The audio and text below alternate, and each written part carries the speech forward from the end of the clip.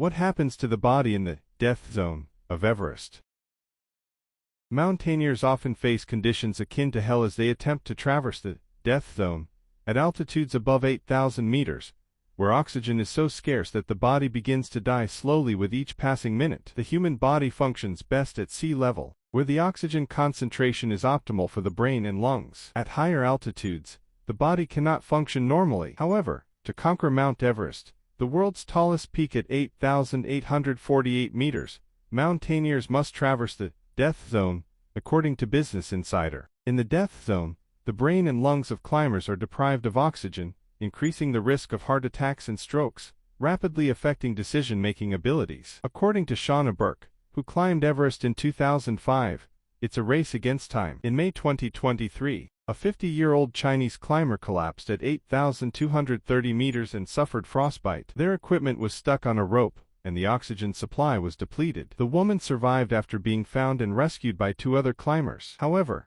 at least 12 people died on Mount Everest this year, making 2023 one of the deadliest climbing seasons. At sea level, the air contains 21% oxygen, but at altitudes above 3,657 meters, oxygen levels drop by more than 40%. Jeremy Windsor, a doctor who climbed Everest in 2007 on the Caldwell Stream expedition, said blood samples taken from 4 climbers in the death zone revealed they survived on oxygen levels, only a quarter of those at sea level, equivalent to patients with respiratory distress. At 8 kilometers above sea level, the air contains so little oxygen that even with supplemental oxygen, it feels like running on a treadmill and breathing through a straw. Oxygen deficiency poses many health risks. When blood oxygen levels drop below a certain point, heart rate increases to 140 beats per minute, increasing the risk of heart attacks. Mountaineers need time for their bodies to adapt to the lung-crushing conditions on the Himalayan range before climbing Everest. Expeditions typically include at least 3 stages up the mountain from Everest Base Camp,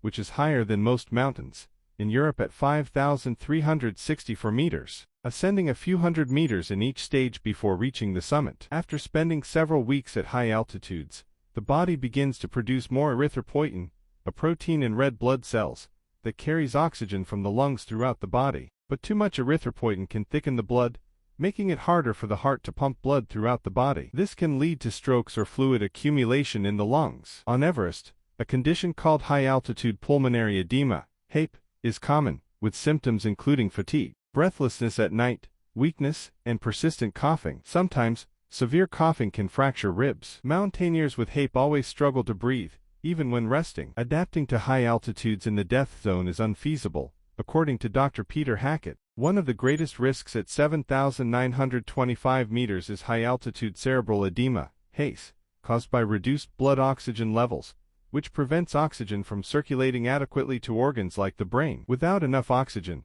the brain may begin to swell, leading to high-altitude brain swelling, resulting in dizziness, nausea, and impaired cognition. Oxygen-deprived brains may cause climbers to forget where they are and descend into hallucinations. Their decision-making abilities are affected, leading to bizarre behaviors like deerbiing or conversing with imaginary friends. Burke shared that during her mountaineering, she frequently experienced persistent coughing. The thin air makes it impossible for her to sleep. People start to weaken. Sleeping becomes an issue. Muscle wasting and weight loss occur, said Hackett. Symptoms of dizziness and nausea due to altitude-related illnesses, like HAPE and HACE, also diminish appetite. The endless white of snow can cause snow blindness. Poor blood circulation to climbers' fingers and toes can lead to frostbite and, worse, gangrene. Gangrenous tissue often requires amputation. Climbing in the death zone is a living hell, according to David Carter, an Everest climber and Nova expedition member in 1998. Typically, climbers attempt to summit and descend in a single day, spending as little time as possible in the death zone before returning to safer altitudes. We hope you found today's episode informative and engaging, and we look forward to bringing you more fascinating stories and insights in future episodes. Be sure to subscribe to stay updated, and join us for our upcoming episodes. Thank you once again for being part of our community. Until next time, stay curious, stay inspired, and we can't wait to reconnect with you in the next episode.